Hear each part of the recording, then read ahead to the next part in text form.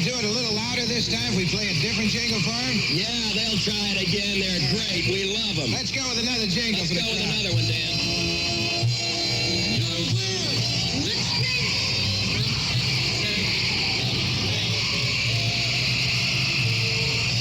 That's almost good enough. One more time with another jingle. One more time with another jingle, all right? Here we go. This time real big. Let's hear it now. Let's swing.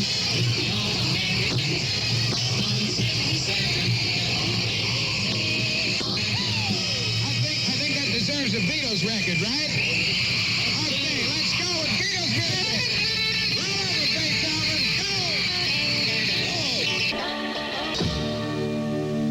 Go! Luckily, the war was right across the street. How convenient of them to decide to stay there. We went over there 2 days before they brought the Beatles into America for the first time and wired up the hotel with our RF equipment so you could walk from room to room and floor to floor with a microphone with a built-in transmitter in it. Once again, Rick Sklar. We also took the precaution of giving some bottles of scotch to the detectives who were going to be assigned to guard them so we could still get into their rooms. I remember one funny thing at the Warwick, because you couldn't get within a mile of the place. The police had it all literally, blocked off. You couldn't get into the hotel unless you were a guest. And there was one teenager. There were 20,000 surrounding the hotel, but one got in. Her father was staying at the hotel. So she talked him into letting her stay with him. And I remember we had gotten Paul McCartney out of the Beatles suite, and we were actually going to take him to the ABC suite, which was a floor above. And we was nervous being out in the hotel corridor, rang for the elevator. They still had elevator operators in those days. So I rang the up and down elevator, figuring we better get him into the first elevator that comes because it would be madness. And as luck would have it, the first elevator was going down and we're going up. But they stopped, and a lady operating the elevator opened the door. And there in the elevator was a businessman, this businessman with his teenage daughter who had talked Dad into letting her stay in the hotel with him just in the hopes of seeing the Beatles. And she was unfortunately looking down at the floor at that instant, and I started to talk to the elevator operator, and I said, would you please, I know this elevator's going down, but we're in this emergency, could you bring us up one flight? We just don't want to stay out in the hall here. It's, just too dangerous.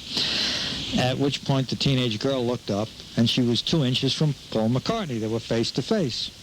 And as she looked at him and realized what was going on, the woman operating the elevator said, I'm sorry, this is a down elevator. We can't go up, and slammed the door in our faces. And you could hear that girl screaming all the way to the lobby, like, let him in. The Beatles spectacular is really moving. On 77 WABC. She loves you, yeah, yeah, yeah. She loves you, yeah, yeah, yeah. She loves you, yeah, yeah, yeah.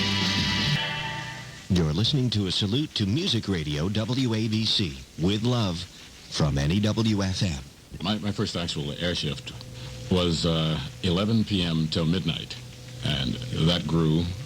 I think the next move was 10:30 to midnight, then it became 10 till 1, which was my long-term shift there. That was the shift that most people would remember. I also did weekends. I did Sundays forever. I was the Sunday beach man. That was kind of fun.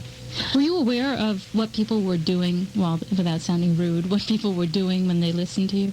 Well, if I'm to believe what they tell me today when I meet them in the street, they were growing up to me, which is very funny to me because I was growing up to them. How did you get hired at WABC? I got this phone call. I was on the air, substituting for someone else at the time on RL, and I got this phone call that said, "Eee." I said, hello. Eee, my cousin. Well, at this point, I had been in New York less than a month. And I said, who's this? And he says, Cousin Brucey? Well, I was the only person in New York who didn't know at the time who Cousin Brucey was. I had already been contacted by a guy called Big Daddy up in Harlem, some woman with a very unctuous voice called Music Galore out of New Jersey. So I said, well, why not a Cousin Brucey? So he says, my boss wants to talk to you. Well, I said, not only is there a Cousin Brucey, but he's got enough nerve to have a boss. So I said, okay. And then a little silence for a moment, and then, hello, this is Rick Sklar. Rick is a gorgeous man. he has a sinister sound on the phone once in a while. Okay. I got all sorts of images of the mafia has me. They're going to put me up against the wall to play their records or something. I don't know. So he says, can you see me at my office Monday? I said, sure, man. I'll drop by Monday or Tuesday or whenever. So he gave me an address, which meant nothing to me. And you had no idea these people were from the top radio didn't music know. station in the city? I did not go. I just went on about my business, and then when I came for my air shift that Monday at RL, which was the evening, I had all sorts of telephone messages, and I'd been contacted by the editor of the Amsterdam News. I had been contacted by the ABC UN Bureau Chief, Mel Good. I had, Roy Davis, who was a newsman, I think, at NBC at the time, and they had contacted every gens du couleur, every person of the dark persuasion in town to say, would you tell this man that this is something that he should look into? Well, I finally went over the next day, and we talked. And, well, negotiations are funny and should be kept in the dark most of the time, but I turned down the job. They did ask me what was the minimum I would accept, and like that. And I said, well, I gave them some figure, which to me I thought was just scandalous. And I went home, went back to work, whatever, just like it had never happened. Well, maybe a week later, I got another phone call, and he said, Mr. Sklar said, would you come back and talk to me again? And I did. And when I came back, I was about 5 minutes late for the appointment, and I met this gentleman in the hallway who was a photographer. And he says, are you Mr. Leonard? I said, yes. He says, gee, I've been waiting for you. And he took me into what was then their record library. The studio wasn't at the new building. It was over in 1926 Broadway at the time. And he says, I've been waiting for you. And I said, what for? To take your publicity shots. I said, I have them now. Really? But anyway, it did turn into a happy contract and a long, long-running thing. I was there 14 years. Which brings us back to knowing what people were doing when they were listening to you on the radio. Yeah, my Sunday show. I had, I actually stole a bit from Dan Ingram, who I will always revere as being a very innovative broadcaster. The rollover bit, which became sort of an ABC trademark. We'd have the people on the beaches, and if you went to a beach in the New York area, you would hear that chime ringing all over the place. Da-da-da-da-da, bing, which we'd have to immediately follow with WABC chime time. And one of the engineers would throw a yummy across the table. Little Pavlovian response there. One day. So it was always in fun. And as much as people felt that, well, you're very restricted because you were doing a, in quotes, and at that time, still almost a dirty word, top 40 format, we were given a lot more freedom than most other stations that carry the same kind of format. You found that I don't want to call anybody to task, but guys who worked for the Bill Drake formats and like that, they were much more automated, and their responses were much more automatic. We were allowed to do almost anything we wanted to, all kinds of zaniness or whatever, just as long as we didn't become too political or too smutty, because after all, we were a youth-oriented station. What was the happiest thing that happened to you while you were there, relating to radio? Every time I got a raise, it was happy. Yeah, but as a matter of fact, Rick Sklar used to have a sign in the studio that I loved. It said, every time the red light goes on, you are very happy because you are making money, which made a lot of sense to me. But I think there was no one incident that was the happiest. I was happy to be working with professionals.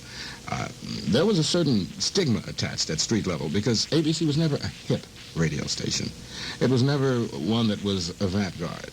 There was always a movement, and the movements varied from underground rock to folk to all kinds of things that happened. And ABC survived all of this. And even though there was always somebody to detract from what you were doing, we were never really very hip. Everybody knew exactly what they were doing, and it was probably, take everything else out, all other things out of context, taste and everything, it was probably the best overall radio entertainment that this town has seen in a long time. WABC was a business. Once again, Bob Lewis. The guys who worked on it weren't a business. The people who worked on it weren't a business. And the music it played to the people who listened to it weren't a business. You know how serious a movie American Graffiti was? If you stop and think about it, it was a fairly serious movie. There was a movie on HBO not long ago called The Hollywood Nights. which was just about a bunch of clowns in the 50s. It was a far better representation of the 50s than American Graffiti was, because it wasn't serious, and the 50s weren't serious.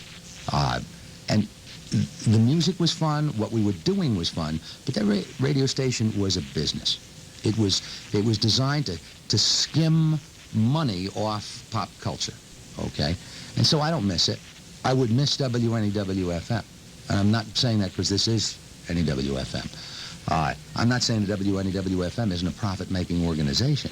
I'm saying that there's a different approach to its relationship with its listeners. WABC, because of its large reach, treated its listeners as statistical numbers. NEW doesn't. They talk to people. So I don't miss WA. I don't miss that kind of radio. I didn't miss it when I stopped.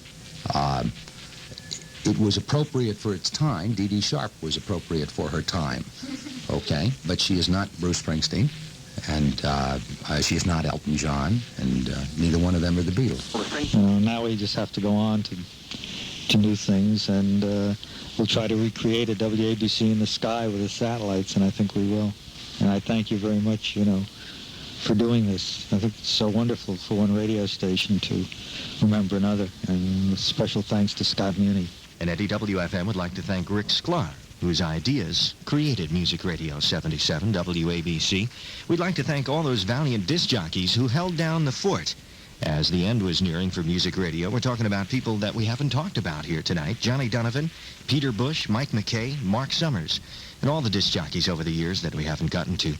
And the ones we did talk with: Herb Oscar Anderson, Chuck Leonard, Babaloo, Bob Lewis, Cousin Brucey, Bruce Morrow, Ron Lundy, and Dan Ingram.